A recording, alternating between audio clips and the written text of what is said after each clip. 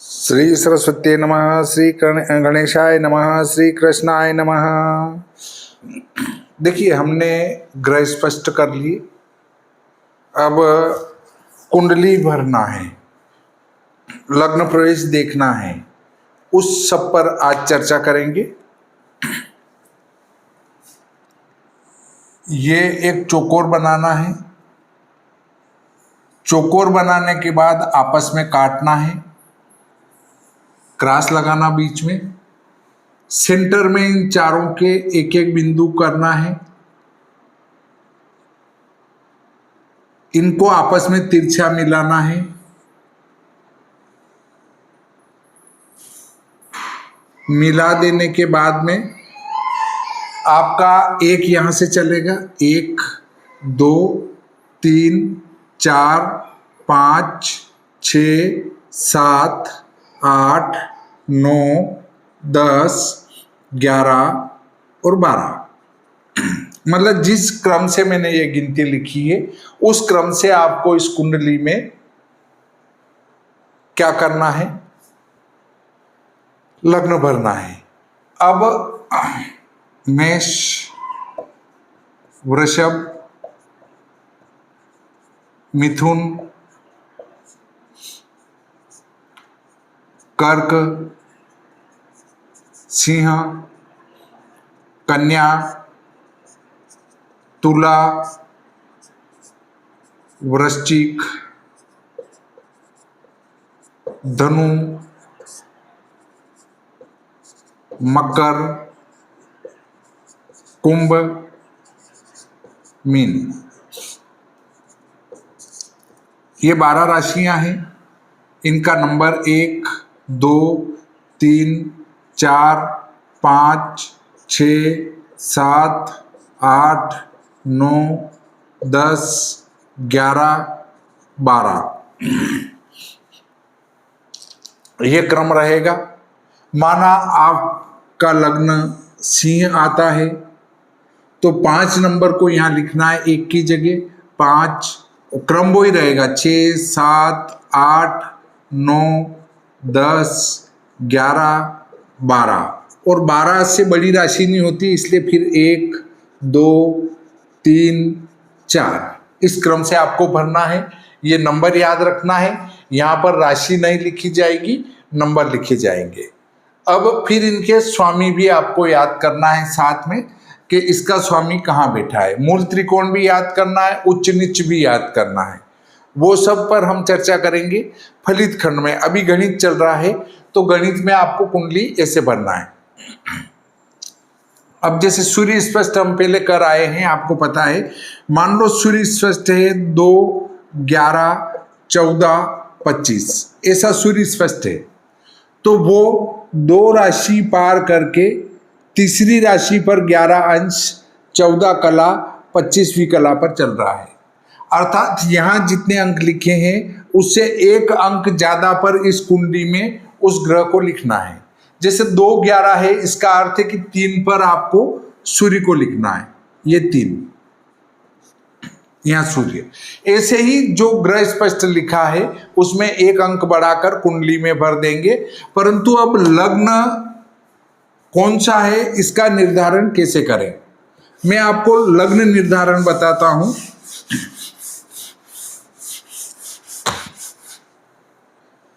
लग्न निर्धारण के लिए आपके पास ये पुस्तक होना चाहिए, लग्न सारणी समुच्चय।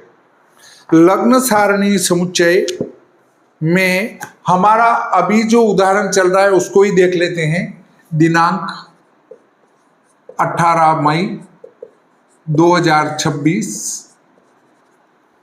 और समय है 10:50। दीवा, स्थान है जोधपुर।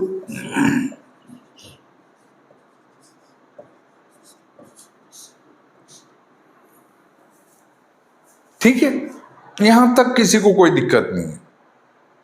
अब हम आते हैं लग्न प्रवेश पर।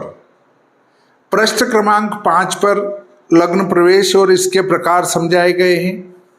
पृष्ठ क्रमांक 6 पर जनवरी, फरवरी, मार्च, अप्रैल की दैनिक लग्न प्रवेश सारणियां हैं। पृष्ठ क्रमांक 7 पर हम मई को देखेंगे। 18 मई को देखा, दिनांक के सामने 18 देखी, फिर 2755 लिखा है, 29 लिखा है, 7 लिखा है, 948 लिखा है। तो कर्क की सीध में 948 लिखा है। यहां मैं आपको समझा देता हूं। ये आगे तारीखों की लाइनें, ऊपर लग्न की लाइनें। यहां इसके और इसके सीध में लिखा है 9, 48, 36 और सी के सीध में लिखा है 12, 5, 7। अब प्रथम दृष्टि से हम देखें तो हमारा लग्न बनता है कौन सा? 10-50, मतलब इन दोनों के बीच में होने से ये लग्न बनेगा, क्योंकि कर्क लग्न यहां से प्रारंभ हुआ 18 मई को, यहां से चलकर यहां समाप्त हुआ। परंतु ये जो दैनिक लग्न प्रवेश दिया है ये नीमच नगर का है और बालक का जन्म हुआ है जोधपुर का। तो इसमें 2 संस्कार करने पड़ेंगे। 2 संस्कार में क्या है? पहला तो उस नगर का संस्कार और उससे पहले भी वर्ष का संस्कार। वर्ष का संस्कार करने के लिए आपको पृष्ठ क्रमांक 10, 11, 12 इन पर देखना पड़ेगा। उस लग्न का, उस वर्ष का संस्कार दे रखा है। अब आपको देखना है कि 2026 में अधिक मास, अधिक फरवरी 29 दिन की नहीं है, अधिका वर्ष नहीं है, अधिका वर्ष नहीं है, इसलिए आपको 1 जनवरी का लेना पड़ेगा संस्कार। और यदि उस वर्ष में अधिका हो, अधिका का अर्थ है फरवरी 29 दिन की हो, तो 28 फरवरी तक संस्कार चलेगा आपका 1 जनवरी वाला, और 1 मार्च से संस्कार चलेगा आपका 1 मार्च वाला। 1 मार्च से लगाकर दिसंबर तक संस्कार 1 मार्च वाला चलेगा। तो यहां आपको 1 मई 2026 का संस्कार देखना है। 1 मई 2026 मिलेगा आपको पृष्ठ क्रमांक 11 पर। 1 जनवरी 2026 और कर्क को मिलाया तो प्लस 147 है, और सी में प्लस 148 है। 147 और 148 ये मान मिनट सेकंड में दिए हैं। जहां यह सारणी प्रारंभ हुई वहीं पर यह संस्कार के लिए लिखा है कि लग्न प्रवेश में वार्षिक संस्कार की सारणी मिनट सेकंड। अब 147 और 148, 1 जनवरी का संस्कार कर्क में 147 है, 147 और 148 ये मिनट सेकंड है। तो मिनट सेकंड को मिनट सेकंड में जोड़ना है, धन होने से जुड़ेगा। यहां तक मुझे लगता है कि कोई दिक्कत वाली बात नहीं है। 48 और 7 55 और 5 और 1 6 12, 7 और 6 13, 4 और 3 7 और 1 8, 48 और 2 50, 9 50।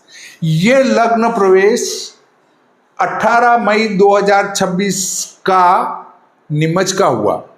वार्षिक संस्कार करने से ये नीमच का होगा, क्योंकि ये सारणी भी किसी विशेष वर्ष की है। अब आपको इसको जोधपुर का बनाना है। अब जोधपुर का बनाना है तो सबसे पहले आपको जोधपुर निकालना पड़ेगा। अब पृष्ठ क्रमांक बताता हूं मैं आपको, जहां से अक्षांशादि सारणी दी गई है। पृष्ठ क्रमांक 17 से ऊपर लिखा है प्रांत का नाम। उस प्रांत के नाम के अनुसार राजस्थान में जोधपुर आता है तो आरजे निकालना है आपको। ढूंढने की जरूरत ही नहीं है, बहुत सारे कहते हैं कि आपने ये अंग्रेजी में क्यों लिखे नाम।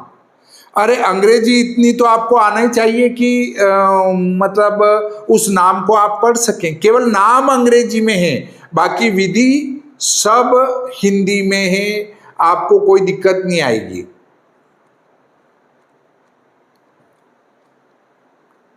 आरजे, आरजे में आपको जोधपुर लेना है। आरजे में जोधपुर, जोधपुर और कर्क को मिलाना है। जोधपुर और कर्क को मिलाया तो 351 प्लस दिया है, और जोधपुर और सिंह को मिलाया तो 510 दिया है। 351 और 510, 351 कर्क के नीचे है, 510 सिंह के नीचे है, और दोनों के आगे धन है, इसलिए जोड़ना है। यहां तक कोई दिक्कत नहीं है। 5 5 और 1 6, 6 5 11 और 1 12, 12, 3 और 1 4, 5 और 2 7, 50 और 4 54, 9।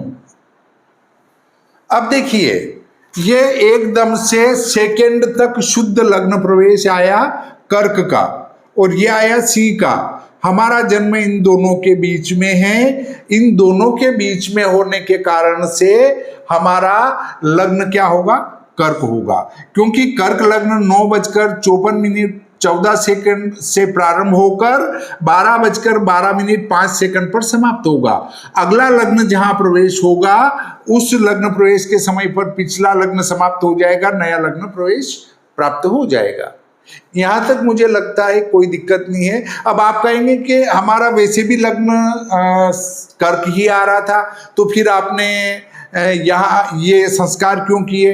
अगर इन संस्कारों को हम नहीं करेंगे और कभी मान लो आपका जन्म हुआ 9:50, तो आप क्या कहेंगे? 9:50 पर आप इसको देख के कर्क लग्न कहेंगे, परंतु जोधपुर में तो 9:54 पे कर्क लग्न आएगा, वहां मिथुन लग्न ही रह जाएगा। इसलिए आपको एक बार इन लग्न प्रवेशों को अपने स्थान का बना लेना चाहिए। यहां तक मुझे लगता है कोई दिक्कत नहीं होगी। शायद आपके ये बात समझ में आ गई होगी। लग्न प्रवेश कैसे देखें। अब आपके उस बालक का जन्म कर्क लग्न में हुआ है, और कर्क लग्न में होने से कर्क लग्न की कुंडली बन जाएगी 4 5 6 7 8 9 10 11 12 1 2 3। यहां तक कोई दिक्कत नहीं है।